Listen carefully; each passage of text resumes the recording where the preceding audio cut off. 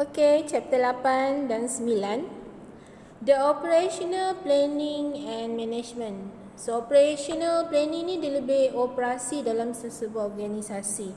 Okay, operational planning is the planning of how organization or firm implement their strategic plan. While management is how tools that facilitate the coordination of the organization's resources. Macam mana kita nak menguruskan sumber-sumber yang ada dekat dalam organisasi tu. Okay, so normally operation ni kita memerlukan SOP. Pernah dengar tak SOP? It's a standard operating procedure. Nak buat sesuatu, contoh awak datang ke USAS, awak nak mendaftar dekat USAS, kita akan ada wujudkan satu SOP. Katakanlah student bawa semua dokumen. Apa dia punya aliran dia, apa aliran proses dia. Kalau student ni tak bawa dokumen, apa yang kita nak buat? So itu semua di bawah SOP. It's a set of step-by-step instruction complied by an organization to help workers carry out complex routine operation. Okay, it's also a necessary activities or procedure in accordance with industry regulation, law, with your own specification standard to run your business. Okay, semua organisasi kena ada SOP dan kebiasaannya untuk membuat sesuatu SOP biasa kita kena duduk sama-sama dan berbincang. Biasa kita akan pergi training lah. Okay, the importance rules of SOP to create efficiencies and therefore profitability, to create consistency dan sebagainya lah. Maksudnya SOP ni membantu kita melancarkan sesuatu aktiviti, sesuatu hal-hal dalam organisasi. Contoh kalau macam awak pergi kat bahagian kecemasan pun dia ada SOP dia. Katakanlah patient ni dia sakit biasa-biasa saja, okey pergi jumpa doktor dan last kali balik. Kalau patient ni pula dia ada masalah critical illness, so dia akan pergi kepada zon kuning. Zon kuning pula apa SOP dia dan last kali warded dan sebagainya. So SOP ni membantu memudahkan kerja lah. Okey, nak buat SOP ni dia ada banyak step. Step 1, understand how you are going to present your SOP. Yang kedua, gather the relevant stakeholder. Stakeholder ni siapa? Pemegang saham, pekerja, maksudnya orang yang mempunyai kepentingan dalam organisasi. Kalau macam USAS ni, stakeholder dia parents, stakeholder dia vendors. Okay, so step yang ketiga, work out your purpose. Determine the structure of your SOP, prepare the scope of procedure, use a consistent style, use correct notation if applicable process, work out all the necessary step of the process. So kat sini kita lebih discuss tentang SOP lah. Ni cara membuat SOP. Ada banyak step ni, just follow je lah.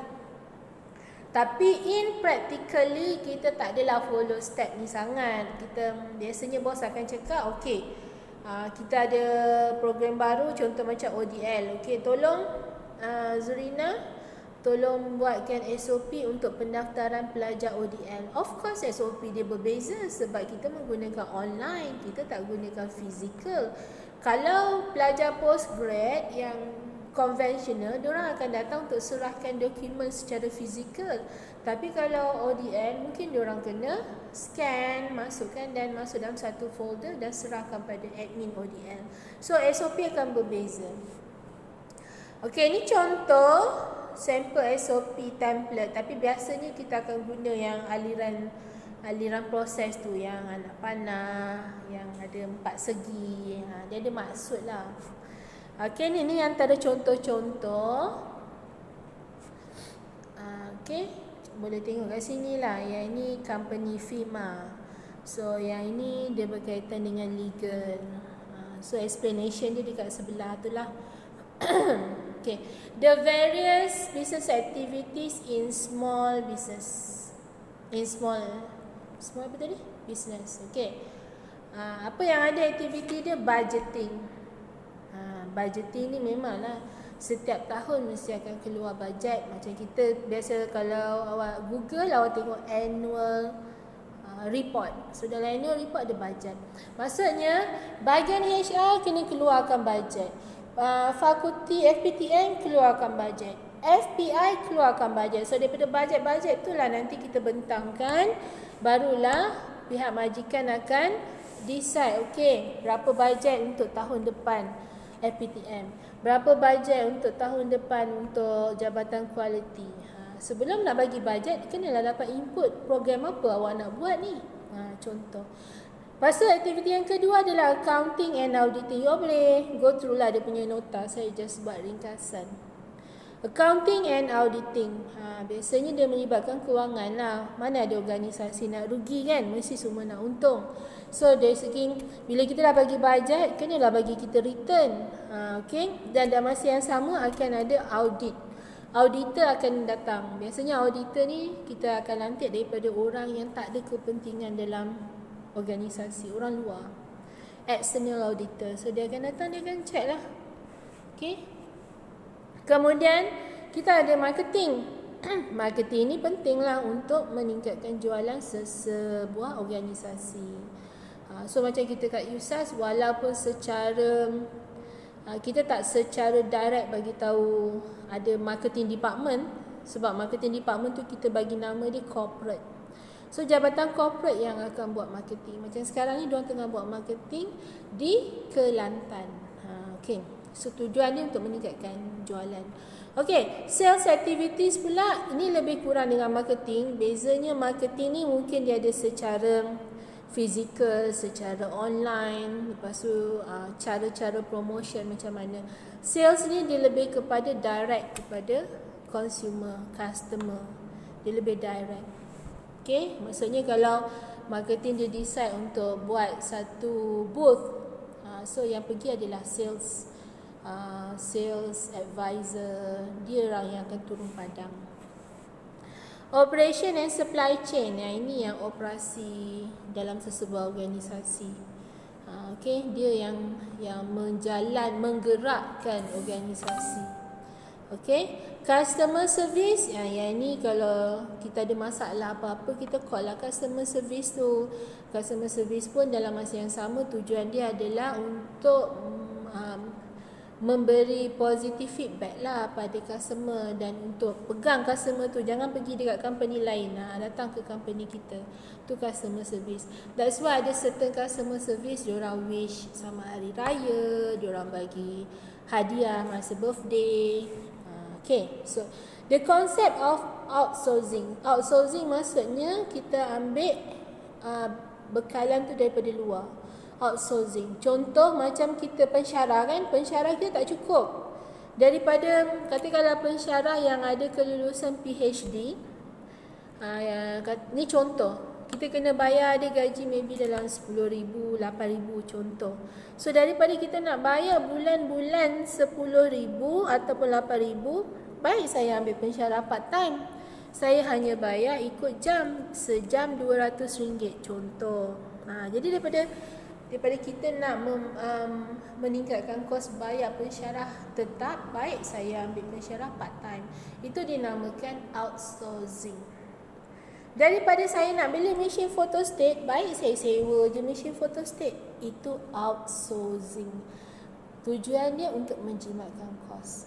Okay? A condition where the company hire another company or an individual to perform tasks, handle operation or provide services that are either usually executed or had previously been done by the company's own employees. So outsourcing is a good for small companies. Small companies baguslah. Kalau big companies awak nak outsource, sebab awak bila benda tu memang kita memerlukan, better kita ambil pekerja tetap daripada kita nak outsourcing terpaksa bayar benda yang sama je setiap bulan. So depends lah, tengok pada jenis company. So most companies outsourcing ini antara yang kita selalu outsourcing, information technology services. Contoh kan, macam kita nak buat kelas online, contoh lah, bukan kelas online, kelas hybrid. Dalam masa yang sama, student ada kat depan dan student yang jauh-jauh nak buat online, kita nak buat serentak. So kita kena carilah siapa pakar-pakar teknologi. Maybe USAS tak ada pakar, so kita terpaksa outsourcing lah. Okay, kemudian customer services, human resources task and financial function. Okay, so ni antara yang kita biasa outsource. Why outsourcing? Sebenarnya adalah untuk mengurangkan cost. The way to lower cost, improve company, as a way to growth, to gain speed, improve efficiency, sharing risk with the partner company. Contoh kan macam USAS terpaksa ambil pensyarah luar, Profesor Madya, Profesor untuk jadi part-time pensyarah. Okay, walaupun diorang bukan bekerja secara direct, tapi kita masih recognize diorang sebagai pensyarah USAS, pensyarah part-time USAS. So dalam dokumen yang QA, kita tulislah kat situ Profesor Madya bla bla bla. So nampaklah cantik dia punya apa? Dalam documentation tu cantik, tapi sebenarnya diorang hanyalah part-time. So maksudnya as a way to grow. Okay. Tapi ada disadvantages of outsourcing can be treated to the existing employees. Dia menjadi satu ancaman pada pekerja yang sedia ada. Okay, awak pergi upah pensyarah part-time yang ada PhD, yang ada profesor, sedangkan pensyarah yang ada ni awak tak nak sambung kontrak. So dia dah jadi macam satu cabaran, satu ancaman, threat. Satu ancaman kepada pekerja sedia ada. Redundancy of staff. Redundant. Dia ajar subjek yang sama dengan staff yang sedia ada. Contoh, saya mengajar organisation behavior untuk konvensional, contohlah. Tiba-tiba ada pensyarah yang dilantik, ada doctorate, dia pun mengajar organization behavior subject tapi untuk ODL. So dia macam redundant lah. Okay. Loss of control over some of the business process. Mungkin staff yang ada dekat USAS ni kita follow. Lepas kita buat soalan, kita akan ada vetting process. Bila vetting, kita akan hantar ke external moderator. Kita akan hantar pada internal moderator. Tapi untuk yang part time ni mungkin tak dapatlah kita nak kontrol soalan tu, soalan okey ke tidak. Kita pun tak boleh nak kontrol soalan dia. Can be a threat to the security in terms of system privacy. Kita bagi tahu diorang prosedur-prosedur kita. Mana kita tahu entah dia jual prosedur kita dekat luar ke? Mungkin dia disclose kita punya jadual ataupun table 4 ke, kita tak tahu. Okey, contoh macam table 4 yang kita buat dekat USAS ni, dia sulit, tak boleh keluar, tak boleh bawa keluar sebab orang boleh jual. Can cause unemployment sebab dia dah jimat dah pakai part time, so pensyarah full time tak diperlukan lah. Ibarat dia macam tu. Okay, the concept of single activity is where the company narrow focus on the marketing and production strategy on one product or services. Exit when a company derive more than 95% of its revenue to a single activity. Maksudnya daripada dia buat banyak production, dia narrow down, dia tutup production lain dan dia fokus satu production dia. Katakanlah selama ni dia adalah event planner dan masa yang sama dia buat event, dan masa yang sama dia juga buat program akikah. Dalam masa yang sama dia juga menjual produk-produk tertentu. So daripada banyak-banyak ni dia tutup semua, dia fokus satu je. Okay, so advantages of single business strategy adalah integrating multiple department. So dia boleh buka pelbagai department lah. Contoh USAS kan, USAS fokus dia adalah pada higher education. Tapi dalam masa yang sama USAS ada resort.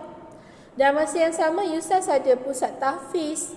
Katakanlah resort dengan pusat tahfiz ni kita tolak. USAS fokus pada higher education saja. So, advantage dia boleh integrate multiple department. Combinekan department-department yang sedia ada tu. Okay. Greater strategy focus. Bila kita dah fokus satu benda, senang kita nak fokus, nak cari idea bagaimana kita nak promote program-program yang sedia ada. Ataupun mungkin kita nak tambah program-program yang sedia ada. Ataupun mungkin kita nak joint venture dengan universiti-universiti luar negara. Maksudnya fokus kita satu tu je lah. Approving new plan and operation. Macam tadilah saya kata, kalau kita nak joint venture dengan universiti luar negara, so kita kena buat new plan. Dari segi operation macam mana, mungkin nak buka cawangan kat sana dan sebagainya. Changing the strategy. Itu dia punya advantages lah of single business strategy. Tapi risiko dia, kalau satu business ni jatuh, tak ada backup. That's why macam USAS sendiri kita ada banyak backup. That's why juga kalau kita lah membuat sesuatu bisnes, katakanlah saya nak jual tudung, saya tak boleh fokus jual tudungnya. So dalam masa yang sama awak kena, contohlah dalam masa yang sama saya kena jual kosmetik, dalam masa yang sama saya mungkin buat kafe. Sebab bila kita ada variety of business, at least kalau satu business tu collapse, yang lain tu boleh backup.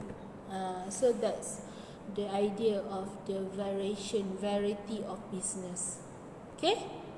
Ada lagi disadvantages, tadi advantages. Disadvantages dia financial or market risk. Dari segi kewangan, nak pump duit dekat bisnes-bisnes lain, mungkin ada kekangan, especially after pandemic ni kan. Okay. Vulnerability. Vulnerable to the negative market events such as the rise and falls of stock market. Ultimately, when the stock price decrease. Ini semualah. Contoh macam sekarang ni, OPR. Bank negara dah umumkan OPR. OPR naik 2%. So, banyak installment akan dinaikkan. Jadi tak lama lagi pun orang expect inflasi, barang-barang semua naik. Bila harga barang naik, bila harga barang naik, kos operasi kita pun akan naik. Bila kos operasi naik, untung kita sikit lah. Macam mana kita nak jual pada harga yang lagi tinggi? Mesti pelanggan akan lari dekat company lain. Jadi itu adalah disadvantages of single business. Okay, so habis. Ada soalan boleh tanya. Okay, itu saja. Assalamualaikum.